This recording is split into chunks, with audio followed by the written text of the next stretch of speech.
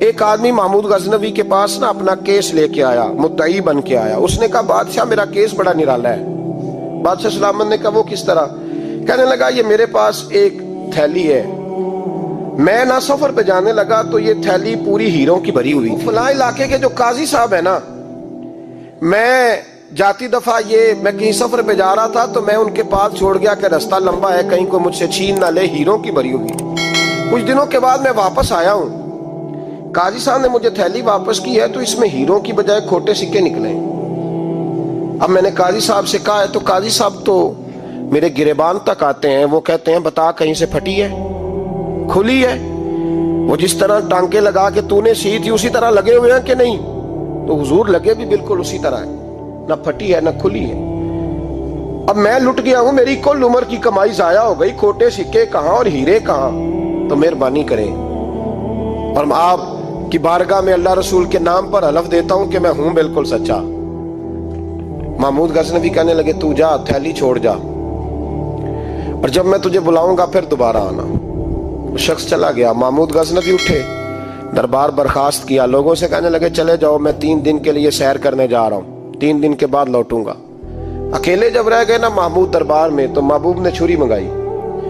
وہ جس تخت پہ بیٹھتے تھے وہاں گدا بچھا ہوا تھا، یہ گدا پڑا ہے نا، وہ گدا بچھا ہوا. تو محمود نے چھری کے ساتھ اس کو پھاڑ ڈالا اور چھری جیب میں رکھی نکل گئے. کہنے لگے میرے بعد کوئی میرے دربار والے احاطے میں داخل نہ ہو. محمود چلے گئے. اب وہ صفائی کرنے والا جب آیا نا، اس نے آ کے دیکھا تو گدا تو پھٹا ہوا ہے. اس نے شور ڈال دیا، پہرے دار بھی آ گئے، فلاں صاحب بھی آ گئے، فلاں صاحب. اس نے کہا وہ خدا کے بندو، اس کا گدا پھٹ گیا ہے، وہ تو مار ڈالے گا. اس نے کہا تھا سوائے صفائی اور نگرانی والے کے دوسرا آئے کوئی نہ، اور یہاں آیا بھی کوئی نہیں. پہلے دن ہی پھٹا ہوا ہے تو لٹکا دے گا سب کو، کیا کریں؟ شور ہو گیا، سارے دربار کے ملازمین اکٹھے ہو گئے. ایک بندہ بولا، کہنے لگا فکر نہ کرو، میں کیسے بندے کو جانتا ہوں، اس طرح سیے گا کہ جس نے پھاڑا ہوگا اسے بھی پتہ نہیں چلے گا کہاں سے پھٹا تھا. ایسا بہترین رفو کرے گا کہ پتہ بھی. اس نے کہا یار ہم سارے 1 مہینے کی تنخواہ دیتے ہیں، تو بندہ بلا. وہ بلا لیا اس کو، اس کا نام محمد رفو گر تھا. وہ آیا، اس کو گدا دکھایا، اس کا یار اس طرح سینہ پتہ نہ چلے. اس نے کہا فکر ہی نہ کرو، میں بڑا کاریگر ہوں. بڑے بڑے کاریگر لوگ نہیں ہمارے ملک میں پائے جاتے، کوئی نشان چھوڑتے ہیں پیچھے بڑے. احمد رفو گر کہنے لگا اس طرح سیوں گا کہ پھاڑنے والے کو بھی پتہ نہیں. ان کا پیسے لے یار تو سی دے. اس نے سی دی، اگلے شام ہی لا کے بچھا دیا گدا. تیسرے دن بادشاہ سلامت آئے، آ کے پہلی نظر گدے پہ ڈالی. اس نے بلایا سب ملازمین کو، کہا کس نے سیا ہے؟ کہا جناب کیا ہوا؟ کہا یہ پھٹا ہوا تھا. کس نے؟ کہا نہیں پھٹا ہی نہیں. وہ کہنے لگے بنو بات، میں خود پھاڑ کے گیا تھا. تو بتاؤ صحیح سیا کس نے ہے؟ کہا جناب آپ پھاڑ کے گئے تھے تو بتایا کیوں نہیں؟ فرمانے لگے اسی لیے تو بتایا نہیں تھا کہ تم خود تحقیق کر لو. بلاؤ بتاؤ سیا کس نے. تو بلا لیا، احمد رفو گر آ گیا. اس کو جب بلا کے سامنے بادشاہ کھڑا کیا، کہا بھئی تو نے سیا ہے؟ کہنے لگا حضور آپ کے سارے ملازم کٹھے ہو کے آئے تھے، میری غلطی کوئی نہیں. کہا نہیں یار تو بڑا کاریگر ہے، میں نے اپنے ہاتھ سے پھاڑا تھا پر مجھے بھی نہیں پتا چل رہا کہاں سے پھٹا تھا. اچھا یہ بتا یہ تھیلی جو ہے یہ بھی تو نے سی تھی؟ اس نے کہا جی آپ کے خادم کا ہی کارنامہ ہے، وہ فلانے علاقے کے قاضی صاحب آئے تھے، اس میں سے ہیرے نکال کے تو کھوٹے سکے بھرے تھے، تو مجھے بھی تھوڑا سا حصہ ملا تھا. محمود نے سارے گواہ بھی اکٹھے کر لیے، ثبوت بھی اکٹھے کر لیے. پھر قاضی کو بلایا، پہلے سارے ثبوت اور گواہ کیس حل کر لیا. پھر ہمارے ہاں یہ حال ہوتا ہے کہ مدعی 2-3 ہفتے کے بعد خود ہی ہاتھ باندھ جاتا ہے، کہنا تسی میری جان چھڈو، مجرم پھڑو پاوے نہ پڑھو. وہ کہتا ہے مجھے معافی دو، میں رہا. ظلم ہے نا، ظلم زیادتی ہے کہ جو بیچارہ اتنے سوال مجرم سے نہیں ہوتے جتنے مدعی سے ہوتے. آپ یقین کریں اتنے سوالات ہوتے. سارے ثبوت اکٹھے کر کے قاضی صاحب کو بلایا، تنہائی میں لے جا کے. محمود غزنوی نے کہا قاضی صاحب آپ سے غلطی ہو گئی، غریب آدمی تھا، وہ لٹ گیا ہے، اس نے تو بڑی مشکل سے کچھ ہیرے جمع کیے تھے اور اس کی کل کائنات تھی، تو آپ اس کا مال اسے دے دیں، بات ختم. قاضی صاحب کہنے لگے آپ مجھ پہ الزام لگا رہے ہیں، سوال ہی نہیں پیدا ہوتا. آپ میری داڑھی دیکھیں، آپ میرا اعزاز دیکھیں، دنیا جانتی ہے میں اس کا. قاضی صاحب انسان بھول ہی جاتا ہے، بندہ بھول جاتا ہے، غلطی ہوگی. مال نے کہا نہیں سبق. کہا میں تنہائی میں پوچھ رہا ہوں، میں اس وقت پوچھ رہا ہوں جب دوسرا موجود کوئی نہیں. آج توبہ کر لے، میں کچھ نہیں کہوں گا، تو میری زبان پہ اعتبار کر، تجھے پتا ہے میں جو کہتا ہوں اس پہ عمل بھی کرتا ہوں، باز آ جا. پر قاضی نے کہا نہیں میری غلطی کوئی نہیں، महमूद ने फिर बड़े दरबार में बुला लिया।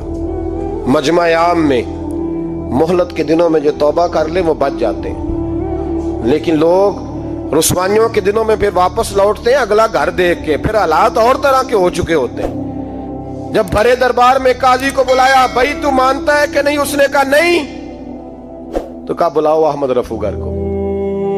जब अहमद रफूगर आया तो बूढ़े काजी की टांगे कांपने लगी, जुमले टूटने लगे, लफ्ज जमीन पर गिरने लगे, बात सही नहीं होती, जुबान लड़खड़ाने लगी।